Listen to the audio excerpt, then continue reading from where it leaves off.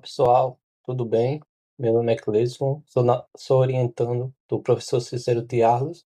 Estou aqui para apresentar alguns resultados sobre superfícies regulares, obtidos através do projeto desenvolvido pelo meu orientador, onde esse projeto teve o intuito de efetuar uma análise em superfícies contidas em espaço euclidiano. Bom, a grosso modo, o que é uma superfície regular? Uma superfície regular é um subconjunto não vazio do R3, que é formado por abertos do R2, os quais são deformados e colados suavemente através de aplicações denominadas parametrização locais. Suavemente. Ser suavemente significa que a figura resultante não apresente pontas, arestas ou autointerseções e que tenha sentido falar de plano tangente, se queremos fazer alguma geometria diferencial.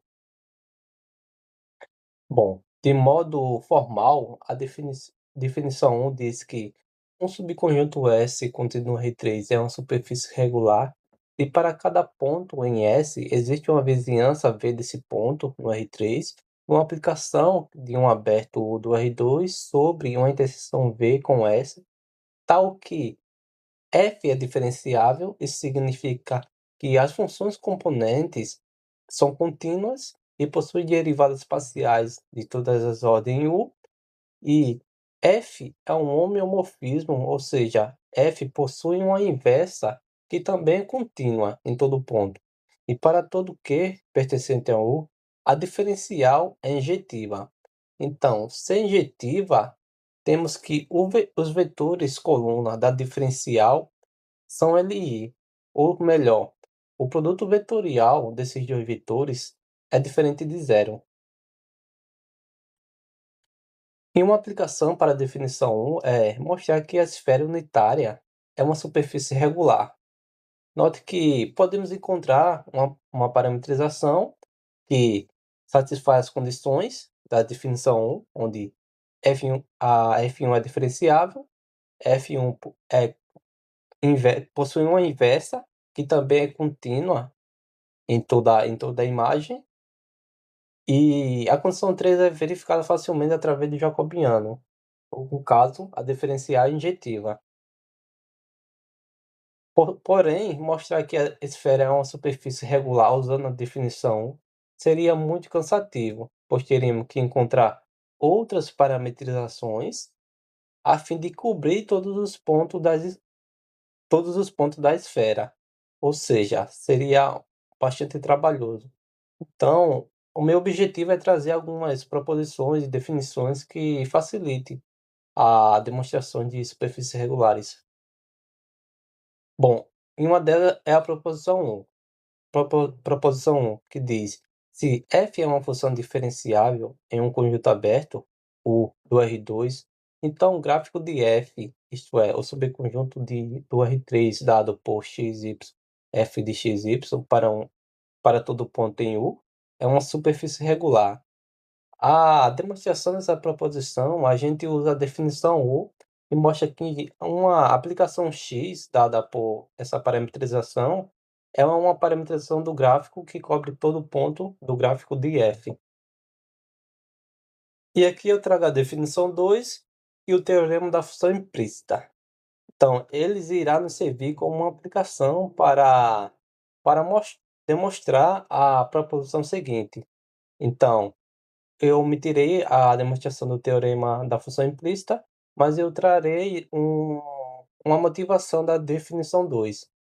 E, dada uma aplicação diferenciável definida em um conjunto aberto do Rn, dizemos que um ponto P é um ponto crítico de F se a diferencial não é uma aplicação sobrejetiva. Então, a imagem desse ponto crítico é chamado um valor crítico de f. E um ponto do Rm que não é um valor crítico, ele é chamado um valor regular de f.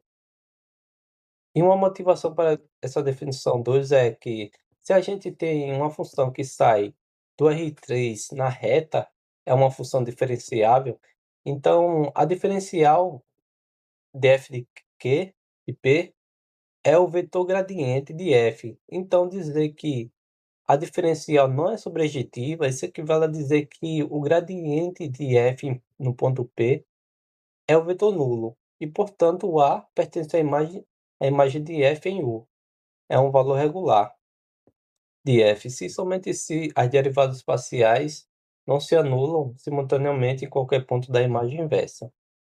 A proposição 2 ela vem para facilitar a demonstração que uma superfície é regular. Então, se f é uma função diferenciável e A pertence à imagem de f aplicada em U é um valor regular de f, então a imagem inversa de f aplicada em A é uma superfície regular no R3.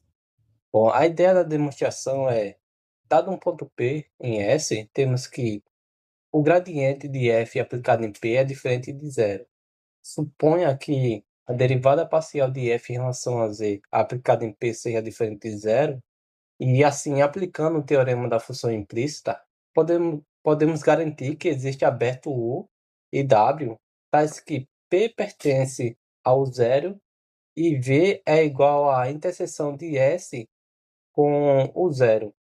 É o gráfico de uma função diferenciável definida em um conjunto U. Desse modo, S é localmente um gráfico de uma função diferenciável. Portanto, pela proposição 1, S é uma superfície regular. Bom, trazendo uma aplicação da proposição 2, mostre que o elipsoide denotado por essa equação é uma superfície regular. A prova disso é se a gente tomar um subconjunto contido no R3 tal que satisfaz essa equação da elipsoide e considerar uma função que vai do R3 na reta dada por essa aplicação aqui, é fácil ver que f é diferenciável em todos os pontos. Então, note que para todo ponto no subconjunto S, temos que a imagem de f é sempre 1 em qualquer ponto do conjunto. Ou seja, S é igual à função inversa de f aplicado no 1.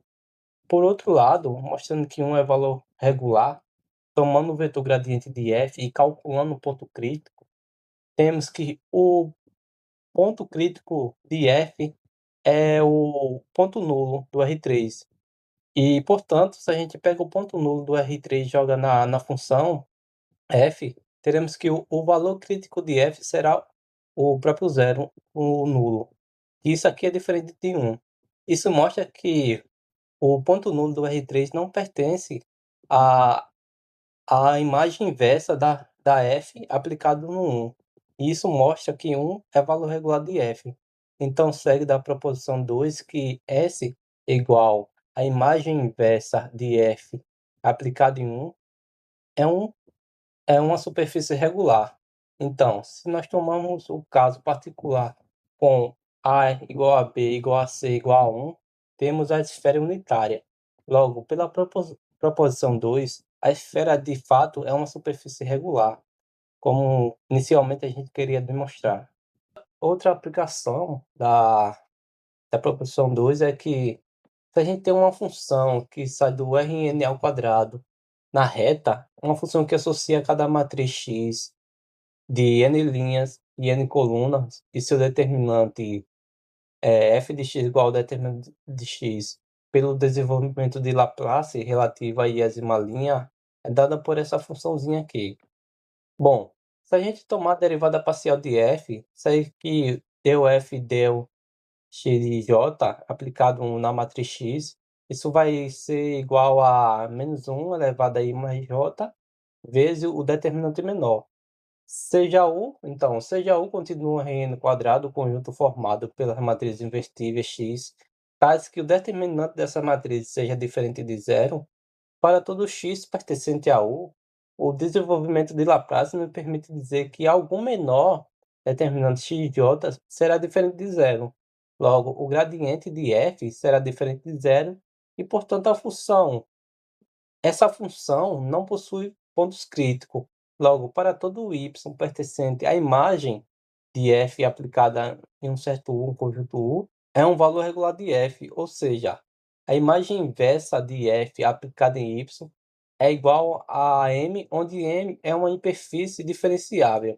Em particular, se a gente toma y igual a 1, teremos que a imagem inversa de f aplicado em U será o conjunto das matrizes n por n com determinante 1, que também é uma hiperfície diferenciável. Então, na verdade, uma hiperfície diferenciável é a generalização de uma superfície regular que é estudada em análise real de funções de várias variáveis. Ou seja, a hiperfície é uma figura que está contida em uma dimensão que não conseguimos chegar. Isso mostra para nós o poder da proposição 2. Bom, diante dos resultados apresentados, onde foi visto conceito bastante importante que, de fato, ampliaram o meu conhecimento sobre geometria diferencial, podemos perceber que existem proposições que podem facilitar a demonstração de algum resultado. De maneira geral, o projeto contribuiu de forma significativa na minha vida acadêmica, possibilitando novos conhecimentos, exigindo um estudo mais aprofundado de definições e resultados importantes a fim de se criar uma base sólida para a pesquisa. Bom, pessoal, eu termino aqui a minha apresentação e com breve agradecimentos ao professor Tiago pela oportunidade e todo o apoio oferecido, e ao CNPq pela oferta da Bolsa PIBIC. E aqui está a referência da minha pesquisa. Tchau, pessoal.